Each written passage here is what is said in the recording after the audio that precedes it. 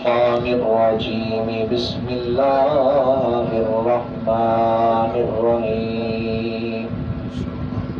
فرمان مصطفیٰ صلی اللہ تعالی علیہ وآلہ وسلم کہ جس نے مجھ پر ایک مرتبہ درود پاک پڑھا اللہ کریم اس پر 10 مرتبہ اپنی رحمتوں کا نزول فرماتا ہے۔ حصول برکت کے لیے بلند آواز سے پڑھیے الصلاۃ والسلام علیک یا رسول اللہ وعلی آلک واصحابک یا حبیب اللہ۔ سب سے پہلے میں مبارکباد پیش کروں گا اہل خانہ کو کہ جنہوں نے اپنے گھر میں نورانی وجدانی بابرکت محفل کا انعقاد کیا۔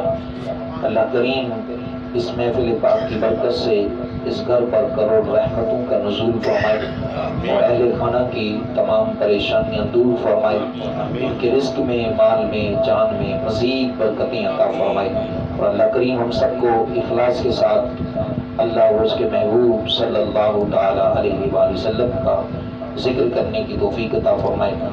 حدیث مبارکہ میں درود پاک کے بے شمار فضائل ہیں۔ نبی پاک صلی اللہ تعالی وسلم کا فرمان علی شان ہے کہ جو شخص دنیا کے اندر کثرت کے ساتھ مجھ پر درود پاک پڑھے گا، قیامت کے ساتھ میں اس کے ساتھ مصافحہ فرماؤں گا، میں اس کی شفاعت فرماؤں گا۔ ابھی اس دنیا کی جو آبادی ہے وہ 8 ارب کے لگ بھگ 8.5 ارب کے لگ بھگ بتائی جاتی ہے، جس میں سے 1.5 ارب کے مسلمان ہیں۔ یہ جو انفارمیشن ہے وہ آپ کے سامنے میں عرض کر رہا ہوں۔ اب 1.5 ارب آپ اس بات کا اندازہ لگائیں کہ حضرت آدم علیہ السلام سے لے کر اور قیامت تک جتنے مسلمان آئے ہوں گے، وہاں قیامت کے دن سب مسلمان وہاں پر جمع ہوں گے، یعنی حساب و کتاب کا دن ہوگا، وہاں پر اعمال نامے تولے جا رہے ہوں گے۔ مگر حضور فرماتے ہیں کہ جو شخص دنیا کے اندر مجھ پر کثرت کے ساتھ درود پاک پڑھے گا، میں اس کی قیامت کے دن اس کی شفاعت فرماؤں گا، اس سے مصافحہ فرماؤں گا۔ اب اس بات کا اندازہ لگائیں کہ رش کتنا ہوگا، وہاں پر آبادی کتنی ہوگی، وہاں پر لوگ کتنے ہوں گے، مگر وہ خوش نصیب، وہ مومن، وہ خوش نصیب، وہ مسلمان کہ جس نے دنیا کے اندر کثرت کے ساتھ درود پاک پڑھے ہوں گے، نبی پاک صلی اللہ علیہ وسلم اس کو پہچانیں گے اور اس سے مصافحہ کو فرمائیں گے اور اس کی شفاعت کی رحمتوں کا نزول ہوتا ہے۔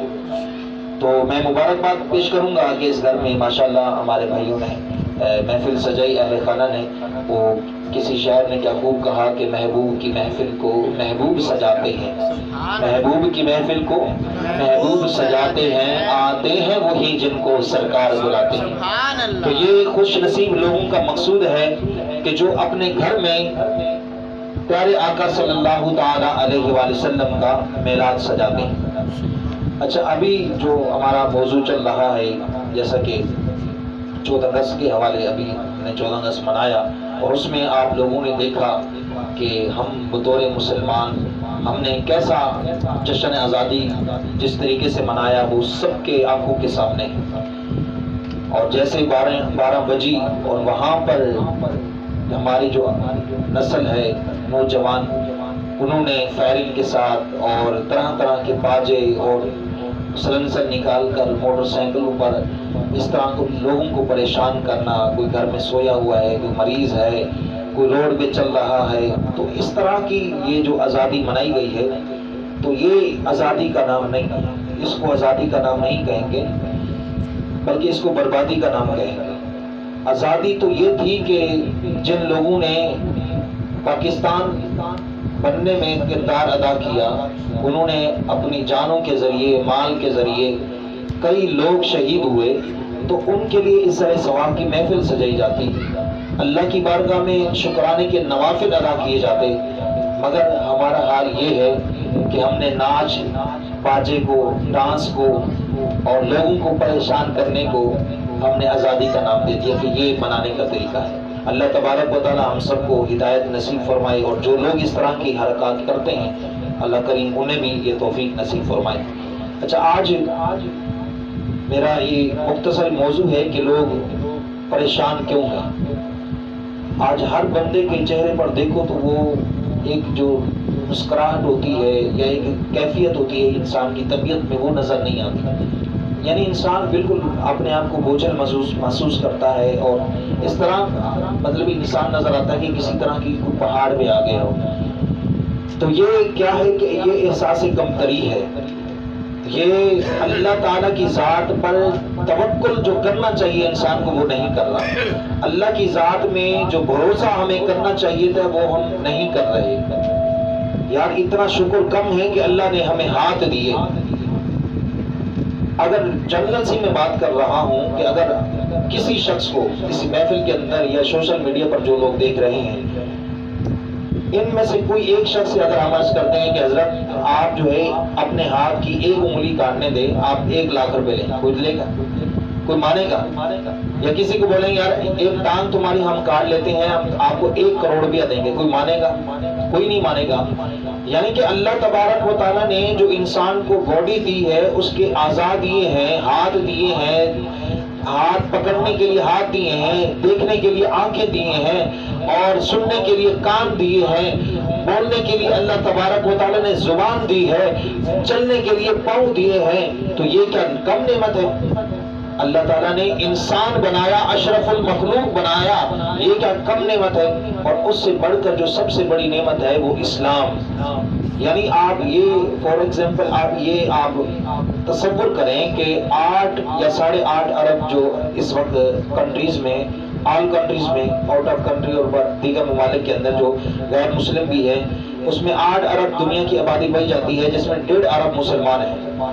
تو کیا یہ خوشی کی بات نہیں ہے کہ ہم مسلمان ہیں؟ ان 1.5 ارب میں سے اللہ تعالیٰ نے ہمیں مسلمان بنایا. پھر یہ کیا خوشی کی بات نہیں ہے کہ 1.5 ارب میں سے اللہ تعالیٰ نے ہمیں نمازی بنایا؟ یہ خوشی کی بات نہیں ہے کہ اللہ تبارک و تعالیٰ نے ان 1.5 ارب میں سے اللہ تعالیٰ نے ہمیں اسلام پر چلنے کی استقامت عطا فرمائی؟ تو یہ خوشی کی بات نہیں ہے. تو ایک واقعہ کہ ایک بابا جی جو ہے نا جنگل میں رہتے تھے. وہ بابا جی حکمت دنائی کے پیش نظر بہت ساری یعنی کہ لوگوں کی جو پریشانیاں، جو پرابلمز ہوتی ہیں، ان کو سوال کرتے تھے، ان کے مسائل حل کرتے تھے.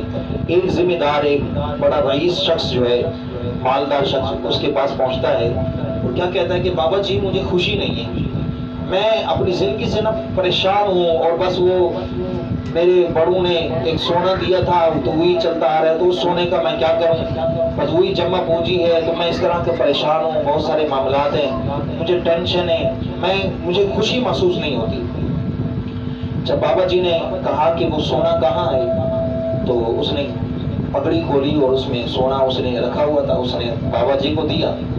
جیسے بابا جی کو سونا دیا تو بابا جی نے دوڑ لگا دی. اب کیونکہ وہ جنگل میں رہتے تھے، راستہ بابا جی نے دیکھا ہوا تھا بھاگنے کا، اور یہ شہر والے شہر میں رہنے والے تھے، انہوں نے شہر میں نہیں بھاگتے تو جنگل میں کہاں بھاگے. تو اب ہوا یہ کہ بابا جی آگے اور بندہ پیچھے، دوڑتے دوڑتے دوڑتے دوڑتے شام ہو گئی. وہ کہتا ہے کہ بابا جی خدا کے لیے یہ میری یہی جمع پونجی ہے، یہی میرا زندگی کا سرمایہ ہے، پلیز آپ مجھے یہ سونا واپس کر دیجیے. اب بابا جی کیا کرتے ہیں کہ درخت پر چڑھ جاتے ہیں، اور بابا جی کہتے ہیں کہ اب تمہیں سونا اس صورت میں دیا جائے گا کہ تم جو ہے نا دوڑ لگاؤ یہاں پہ. اب وہ توڑنا شروع ہو جاتا ہے. پھر اس کو بولتے ہیں کہ یہاں پر لیکے، یعنی ناک سے زمین پر لیکے، جسے لیکے نکالو، رگڑو اپنی ناک کو. اچھا وہ رگڑ رہا ہوتا ہے. اس کے بعد جب بابا جی اترتے ہیں تو اس کو سونا دیتے ہیں. کہتے ہوئے ہوئے سکون آ گیا بابا جی، بڑی مہربانی، مجھے آج بڑی خوشی ہوئی. تو بابا جی اس کو سونا دیتے ہیں اور کہتے ہیں کہ بیٹا یہی چیز میں آپ کو دینے کے لیے میں نے آپ سے سونا لیا اور میں لے کر بھاگا، تاکہ آپ کو خوشی دی جائے، تاکہ آپ کو خوشی دی جائے، کیونکہ آپ خوشی اس طرح سے حاصل کرنا چاہتے تھے. اب پہلے آپ کے پاس ایک نعمت موجود ہے، اللہ تعالیٰ نے ایک نعمت دی ہے، مگر اس کی ناشکری کر رہے ہو. اللہ تعالیٰ نے انسان کو آزاد دیے، سب کچھ دیا، مال دیا، پھر بھی وہ ناشکری کر رہے ہیں اللہ کی بارگاہ میں. اور وہ بابا جی نے کیا کہا کہ میں نے تمہیں احساس دلایا ہے کہ اس نعمت کی قدر کتنی ہے. اب تو کہہ رہے کہ مجھے پہلے تو کہہ رہا تھا کہ مجھے خوشی نہیں ہے، مجھے زندگی میں بے چینی ہے، سکون نہیں ہے، تو اب سکون حاصل ہوا؟ کہہ رہے جی واقعی سکون حاصل ہوا۔ تو میرے بھائی اللہ تعالیٰ نے جو نعمت دی ہے اس کا ہمیں اللہ کی بارگاہ میں شکر ادا کرنا چاہیے۔ اچھا، اسی سے ریلیٹڈ یہ جو میں آپ سے واقعات عرض کر رہا ہوں، یہ ایک سمجھانے کے لیے، اصل جو مقصود ہے اس میں وہ بات کو سمجھنا ہے کہ ہم نے ان واقعات کے ذریعے اپنی زندگی کو پریکٹیکل جو لائف ہے اس میں ہم نے کرنا ہے۔ ایک شخص جو ہے ٹرین میں سفر کر رہا تھا، اچھا ٹرین میں سفر کر رہا تھا تو دوسرا بھی ایک شخص وہاں پر اس کا دوست بن گیا، ریلیشن شپ ہو گئی، آپس میں باتیں ہوئی بھی۔ اس نے کہا کہ آپ کہاں رہتے؟ اس نے کہا میں فلاں جگہ میں، اس نے کہا میں فلاں جگہ میں رہتا ہوں، آپس میں دوستی ہو گئی۔ اچھا، جو دوسرا شخص تھا نا، جو پہلے سے ہی بیٹھا ہوا تھا، وہ چور تھا۔ اب اس نے شخص نے جو سوار ہوا تھا ٹرین پہ، اس نے ہیرا نکالا اور اپنی جیب میں ڈالی۔ اب وہ دوسرا شخص جو بیٹھا ہوا تھا وہ سامنے دیکھ رہا تھا۔ اب وہ اس انتظار میں تھا کہ اس کی آنکھ لگے اور میں ہیرا نکال کے بھاگ جاؤں۔ اب ہوا یوں کہ وہ جو شخص سوار ہوا تھا اس نے ہیرا اسی بندے کی، یعنی کہ آپ نے اس کے جو پاکٹ تھی یا جیب تھی اسی میں ڈال دی اور چپ کر کے سکون کر کے سو گیا۔ اب وہ سارا تماشا دیکھ رہا ہے، سارا تماشا وہ دیکھ رہا ہے کہ اب یہ میرے سونے کا انتظار کر رہا ہے کہ جیسے اس کی آنکھ لگے اور میں اسے ہیرا چرا لوں۔ اچھا، وہ بڑی کوشش کی، پھر جاگ گیا اور پوچھا بھی کیا معاملہ ہے؟ اس نے کہا کہ معاملہ یہ ہے کہ میں ہیرا چرانے کی کوشش کر رہا تھا لیکن آپ نے دیکھ لیا۔ اس نے کہا کہ اصل میں تم نے ساری رات برباد کی، تمہیں ہیرا بھی نہیں ملا، نیند بھی گئی اور ہیرا تمہاری جیب میں تھا، مگر تم نے اپنی جیب کو نہیں دیکھا، دوسروں کی جیبوں پہ ہاتھ مارنا شروع کر دیا۔ تو یہاں پر بات کرنے کا، اس مثال کو سمجھنے کا جو مقصد ہے کہ بندے کے اندر خود ہیرا موجود ہے لیکن وہ دوسرے بندوں کی جیبوں میں تلاش کر رہا ہے۔ بندے کے اندر خود کی اللہ تعالیٰ نے انسان کو بہت ساری صلاحیت دی ہے لیکن وہ دوسروں کو دیکھ کر جو ہے نا وہ کہتا ہے کہ نہیں جی اس کے پاس گاڑی ہے تو میرے پاس موٹر سائیکل کیوں ہے؟ یعنی کہ ہم اس جو ہے نا الجھن میں ہم اپنے آپ اپنی زندگی اپنی لائف جو ہے گزار رہے ہیں، اس سوچ میں پڑ گئے ہیں۔ انسان کی پوری زندگی اسی میں گزر جاتی ہے کہ بھئی یار اس کے پاس تو گاڑی ہے، میرے پاس جو ہے بائک ہے، اور سائیکل والا کہتا ہے کہ جی میرے پاس سائیکل ہے تو اس کے پاس موٹر سائیکل ہے، میں تو موٹر سائیکل لوں گا۔ وہ جو پیدل چلنے والا ہے وہ سائیکل کی خواہش کرتا ہے۔ یعنی کہ ہم خواہشات سے اب اسی میں ڈوبے جا رہے ہیں۔ حالانکہ فرمایا یہ گیا ہے کہ اپنے سے کمتر والوں کو دیکھو۔ اگر اللہ نے تمہاری باڈی کے اعضاء سلامت ہیں تو آپ اس کو دیکھو کہ جو بیچارہ نابینا ہے، جو بیچارہ چل نہیں سکتا، آپ اللہ کی بارگاہ میں شکر ادا کرو کہ اے باری تعالیٰ مجھے آپ نے صحیح سلامت بنایا، میرے جو باڈی کے اعضاء ہیں وہ سلامت ہیں۔ لیکن ہم کیا سوچتے ہیں؟ ہم یہ سوچتے ہیں کہ یار وہ امیر ہے تو میں غریب کیوں؟ اچھا، اس سے پھر بات کیا ظاہر ہوتی ہے؟ اس سے حسد، اس سے یہ پتہ چلا کہ پھر انسان کو حسد ہو جاتا ہے۔ اور حسد ایسی بیماری ہے، گناہوں کو تو ایسے کھا جاتا ہے جیسے لکڑی جو ہے نا، دیمک جو ہے نا لکڑی کو کھا جائے۔ حسد جو ہے نا بہت بری بیماری ہے اور ایسے انسان کا اپنی طبیعت، اپنا دل، اپنا معیار، اپنا سب کچھ تباہ ہوتا ہے، دوسرے کا کچھ نہیں جاتا۔ یعنی کہ آپ فار ایگزامپل اگر کسی کے نصیب میں اللہ تعالیٰ نے گاڑی لکھ دی، اس کے نصیب میں اچھا رشتہ لکھ دیا، اس کے نصیب میں اچھا گھر لکھ دیا، تو آپ حسد کرو گے، آپ اپنے اندر کوڑو گے تو کیا اس کو وہ نعمت اللہ تعالیٰ روک دے گا؟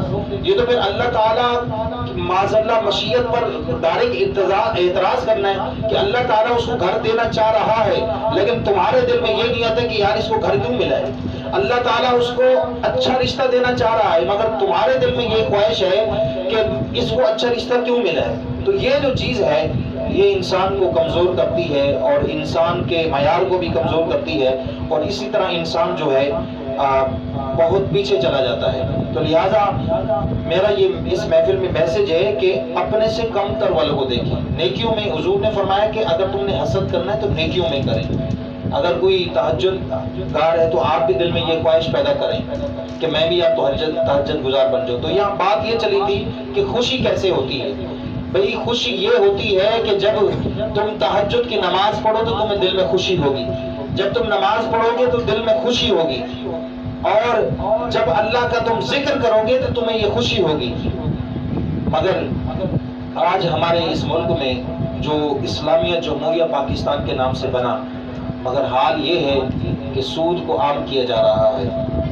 اچھا، دو شخصیات ہیں نا، دو لوگ ہیں، ایک وہ ہے جو نماز پڑھ کر خوش ہوتا ہے، ایک وہ ہے جو لوگوں کو تکلیف دے کر خوش ہوتا ہے، ایک وہ ہے جو سود جو ہے نا سود سے چھٹکارا حاصل کر کے خوش ہوتا ہے، ایک وہ ہے جو سود لے کر دے کر خوش ہوتا ہے، ایک وہ ہے جو رشوت سے بچ جائے تو وہ خوش ہوتا ہے کہ اللہ مجھے اس مصیبت سے، اس عذاب سے بچایا، اور ایک وہ ہے جو رشوت لے کر دے کر خوش ہوتا ہے۔ بلکہ وہ گھر میں آتے ہیں تو وہ آج تو جی بڑا چکر لگ گیا، آج تو ایک بہت ہی بڑا جو ہے نا مرغا ہاتھ میں آیا۔ اچھا، وہ جو دوسرے جو اس کے پارٹنر ہوتے ہیں وہ بھی ایسے بندے کو بٹھاتے ہیں جو اگلے بندے کی چمڑی اتار لیں۔ اچھا، وہ دینے والے جو ہے نا وہ خوش نہیں ہوتے، حالانکہ دینے والا ہی غلط ہے، لینے والا بھی غلط ہے، دونوں جہنمی ہیں، مگر دینے والا خوش نہیں ہوتا کیونکہ اس کی مجبوری ہے، کیونکہ پیسہ کوئی اگر جیب سے نکالے تو وہ خوشی سے نہیں نکلتا پیسہ، لیکن اگر یہ پیسہ اگر مسجد میں دیا جائے تو وہ اللہ تعالیٰ کی شکر ادا کرتا ہے، اگر یہ پیسہ اگر وہ مدرسے میں دیتا ہے تو وہ خوشی سے دیتا ہے۔ آج تک کسی مولوی صاحب نے، کسی مؤذن صاحب نے کسی کے گن پیٹ پر یا ڈنڈے سے کسی سے پیسے نکلوائے ہیں؟ نکال پیسے ورنہ تو میں ڈنڈا مار دوں گا۔ جو لوگ مسجدوں کی خدمت کرتے ہیں، مساجد میں یا گھروں میں چندہ دیتے ہیں تو وہ اللہ کی رضا کے لیے، مساجد کی خدمت کے لیے دیتے ہیں، مگر جہاں پر غلط ہوگا تو وہاں پر پیسہ دینا بھی اس کو گوارا نہیں کرے گا، مگر وہ مجبوری کے طور پہ دے دے گا۔ لیکن جو لینے والا ہوتا ہے اللہ کی پناہ، وہ تو ایسے ہی خوش ہو رہا ہوتا ہے کہ جیسے اس کی دنیا بھی یہی، آخرت بھی یہی، حالانکہ یہ پیسہ اس کے لیے آگ بن جائے گا قیامت کے دن۔ یہ پیسہ، یہ مال اس کے لیے آگ بن کر اس کے گلے میں ڈال دیا جائے گا۔ تو میرے بھائیوں، پاکستان جو بنا ہے یہ جمہوریہ پاکستان اسلامیہ، جو اسلام کے نام سے بنے، دو ریاستیں بنی ہیں نا، ایک مدینہ طیبہ اور ایک پاکستان۔ تو پاکستان کا مطلب کیا؟ بلند آواز سے بولیں، پاکستان کا مطلب کیا؟ لا الہ الا اللہ۔ کون ہمارے رہنما؟ تو عرض کر رہا تھا، نبی پاک صلی اللہ تعالی علیہ وسلم کا فرمان، حضرت انس رضی اللہ تعالی اس حدیث پاک کے راوی ہیں کہ حضور کی بارگاہ میں نا ایک شخص نے عرض کی کہ قیامت کب آئے گی؟ حضور نے فرمایا کہ اس کے لیے کوئی تیاری کی ہے؟ یعنی تم قیامت کا پوچھ رہے ہو، کیا اس کے لیے تیاری بھی کی ہے؟ تو اس صحابی رسول نے عرض کی، یا رسول اللہ صلی اللہ علیہ وسلم، اس کے لیے میں نے کوئی تیاری تو نہیں کی، مگر اتنا ہے کہ میں اللہ اور اس کے محبوب سے محبت کرتا ہوں۔ تو حضور نے فرمایا کہ پھر تو جس کے لیے محبت کرتا ہے قیامت کے دن اسی کے ساتھ اٹھایا جائے گا۔ تو آج ہم بھی یہ آرزو پیدا کریں کہ آج بھی ہم پیارے آقا صلی اللہ علیہ وسلم کے ساتھ، آپ کے ساتھ ہمارے معاملات ہوں، آپ کی شفاعت ہمیں نصیب ہو جائے، آپ کے مبارک ہاتھوں سے ہمیں جام کوثر کا پانی پینا نصیب ہو جائے۔ یہ تب ہوگا جب حضور سے محبت کریں گے۔ اچھا، جس سے محبت کی جاتی ہے پھر محبت کے بھی کچھ تقاضے ہوتے ہیں، پھر کہتے ہیں محبوب کی اداؤں کو بھی اپنایا جاتا ہے۔ حضور نے فرمایا کہ داڑھی رکھنا سنت ہے، داڑھی میری سنت ہے۔ کیا آج ہم غور کریں ہمارے چہرے پہ داڑھی ہے؟ حضور نے فرمایا کہ نماز مومن کی معراج ہے، میری آنکھوں کی ٹھنڈک ہے۔ کیا آج ہم تصور کریں کہ آج ہم نماز پڑھتے ہیں؟ حضور صلی اللہ علیہ وسلم نے سود سے منع کیا کہ آج ہم سود سے بچتے ہیں۔ حضور نے فرمایا کہ جھوٹے پر اللہ تعالیٰ کی لعنت ہے کہ آج ہم جھوٹ سے بچتے ہیں۔ حضور نے فرمایا کہ میں موسیقی جو آلات ہیں ان کو توڑنے کے لیے آیا ہوں، اور آج ہمارا حال یہ ہے کہ ہم نے اپنے گھروں میں VCR سمجھا رکھے، اپنے گھروں کے اندر مختلف ڈرامے، مختلف فلموں کے چینل چلا رکھے ہیں۔ تو بتائیں یہ پھر حضور سے محبت تو نہ ہوئی؟ حضور سے تو کسی شاعر نے کیا خوب کہا تھا کہ محمد کی محبت دین حق کی شرط اول ہے، اسی میں ہو اگر خامی تو سب کچھ نامکمل ہے۔ تو میرے پیارے دوستو، اگر ہم نے عشق کا عاشق رسول ہونے کا دعویٰ کیا ہے تو پھر حضور صلی اللہ علیہ وسلم کی اداؤں کو بھی اپنانا پڑے گا. حضور صلی اللہ تعالی علیہ وآلہ وسلم سے محبت جو ہے اس کو بھی ہمیں قائم رکھنا ہوگا. تو پھر انشاءاللہ علامہ اقبال نے کیا خوب کہا تھا کہ کی محمد سے وفا تو نے تو ہم تیرے ہیں, یہ جہاں چیز ہے کیا لوح و قلم تیرے ہیں. اللہ کریم سے دعا ہے کہ جو بیان ہوا اس کو سمجھنے سیکھنے کی توفیق عطا فرمائے, اور اللہ کریم ہمارے ملک پاکستان کو سلامت رکھے, حاسدین کے حسد, شریروں کے شر سے اس وطن عزیز کی حفاظت فرمائے. اور اس ملک پاکستان میں, اور یہ ملک پاکستان جس مقصد کے لیے بنایا گیا تھا, کل اس کی جو بنیادوں میں جو پاور ہے وہ کلمہ طیبہ ہے. اور یہ ملک پاکستان جو ہے معرض وجود میں مٹنے کے لیے نہیں آیا بلکہ قیامت تک قائم رہنے کے لیے آیا ہے. بلکہ اس ملک پاکستان کو جو بھی میلی نظر سے دیکھے گا وہ خود مٹ جائے گا, وہ خود تباہ و برباد ہو جائے گا. آپ ماضی میں دیکھیں جتنے بھی لوگوں نے پاکستان پر گندی نظریاں ڈالی اور جنہوں نے بھی اس کو لوٹنے کی, اس کو تباہ و برباد کرنے کی کوشش کی, وہ خود تباہ و برباد ہو گیا. اور پاکستان ایسا پیارا ملک ہے کہ آج ہمارے حکمران دونوں ہاتھ سے نہیں چاروں ہاتھ سے لوٹ رہے ہیں, مگر پھر بھی دیکھو اپنی جگہ پر قائم ہے. اور کیونکہ اس کی بنیاد کلمہ طیبہ سے رکھی گئی ہے اور یہ قیامت تک انشاءاللہ قائم رہے گا. مگر سدھارنا ہے نا تو ہم نے اپنے آپ کو سدھارنا ہے. ہم کہتے ہیں کہ ہمارا پاکستان زندہ باد, پاکستان کا چپا چپا زندہ باد, صرف نعرہ لگانے تک محدود ہیں. مگر حال یہ ہے جس طرح ہم اپنے گھر کی حفاظت کرتے ہیں اسی طرح ہم نے اپنے گلی محلوں کی حفاظت کی, ہم نے اپنے شہر کی حفاظت کی. بلکہ نعرہ تو یہ ہونا چاہیے کہ پاکستان کا چپا چپا ہمارا ہے, یہ گلیاں بھی ہماری ہیں, یہ شہر بھی ہمارے ہیں, یہ صوبے, یہ تمام جو سرحدیں یہ ہماری ہیں. اگر اس طرح کا ہم نظریہ رکھیں گے تو پھر انشاءاللہ گلی میں کچرے نظر نہیں آئیں گے. آپ کو گلیوں کے اندر یہ گڈر جو ابل رہے ہیں یہ پھر نظر نہیں آئیں گے, کیونکہ پھر یہ احساس ہوگا یار یہ گلیاں کسی حکومت والے کی نہیں ہے, کسی حکمران کی نہیں, یہ تو ہماری ہے. اور آپ کو میں یہ بات عرض کر دوں, اگر کوئی بیٹی کا رشتہ دیکھنے آتے ہیں لوگ تو اکثر لوگ واپس چلے جاتے ہیں. کیوں چلے جاتے ہیں؟ وہ کہتے ہیں کہ یار آپ کا گھر تو ماشاءاللہ اچھا ہے, ڈیکوریشن ہے ماشاءاللہ, کلر ولر سب کچھ بہترین ہے, ہر چیز ترتیب سے ہے, مگر یہاں کا جو علاقہ ہے نا اس میں یار کچرا ہے, فلاں جگہ دیکھو یہ پانی ابل رہا ہے, تو وہ واپس چلے جاتے ہیں. میں آپ کو یہ یقین جانے, میں آپ کو پریکٹیکل یہ بات بتا رہا ہوں کیونکہ الحمدللہ ہم اس فیلڈ میں رہتے ہیں, ہمیں پتہ ہے ان چیزوں کا. تو میں آپ کو یہ حقیقت بتا رہا ہوں کہ اس طرح کا ہمارا معاشرہ ہے کہ بیٹیوں کے رشتے تک نہیں ہو پاتے. جہاں پر ہمارے معاشرے کے اندر گندگی ہو, جہاں پر ہمارے معاشرے کو اندر ہماری گلیاں خراب ہو, ہمارے گلیوں کے اندر کچرا پھیلا ہو, تو وہاں پر لوگ, کیونکہ وہاں پر جو لوگ رہتے ہیں ان کی یعنی کہ ان کا اچھے ہونے کا پھر ثبوت نہیں ہوتا ان کے پاس. لوگ یہ کہتے ہیں کہ اگر یار یہ اچھے لوگ ہوتے, اگر یہ صاف ستھرے ہوتے تو کیا یہ اپنی گلی کو, اپنے گھر کو اور گھر کے ساتھ ساتھ جو دیگر چیزیں ہیں یعنی محلہ ہے اس کو صاف نہ رکھتے. اور پھر پورے محلے میں یہ بات آتی ہے, ایک فرد پہ نہیں آتی بلکہ پورے محلے پر یہ بات آتی ہے یار یہ فلاں دیکھیں یار یہ سوسائٹی تو صحیح نہیں ہے. آج ہم یہ بولتے ہیں نا یار یہ اس جگہ پہ تو جانا نہیں ہے, حالانکہ گھر ایک ہوگا, ان میں سے کچھ چند لوگ ہوں گے, مگر بات یہ ہے کہ ہم پوری سوسائٹی کو کیوں کہتے ہیں کہ ان کو وہاں پر چند لوگوں کی وجہ سے, چند معاملات کی وجہ سے ہم پوری سوسائٹی کو کہتے ہیں کہ یہ صحیح نہیں ہے. تو ہم نے پاکستان کا نعرہ لگایا ہے کہ پاکستان, بلند آواز سے بولے نا ذرا, پاکستان, پاکستان کا مطلب کیا, کون ہمارے رہنما. تو پاکستان کا جس طرح نعرہ لگانا ہے اس کو صاف بھی رکھنا ہے, اپنے گھر کو, اپنے گلیوں کو, اپنے محلے کو صاف رکھنا ہے. اور اس کے ساتھ ساتھ آپس جو لوگ ہیں آپس میں یعنی جو پڑوسی ہیں ان کے حقوق کو بھی, ان کے حقوق کا بھی خیال رکھنا ہے. اپنے رشتہ داروں کے ساتھ سب کے ساتھ جو ہے اچھے تعلقات رکھنے ہیں. اللہ کریم سے دعا ہے کہ جو درس ہوا کچھ سمجھنے سیکھنے کی توفیق عطا فرمائے. آمین بجاہ خاتم النبیین صلی اللہ تعالی علیہ وسلم. محمد اویس کا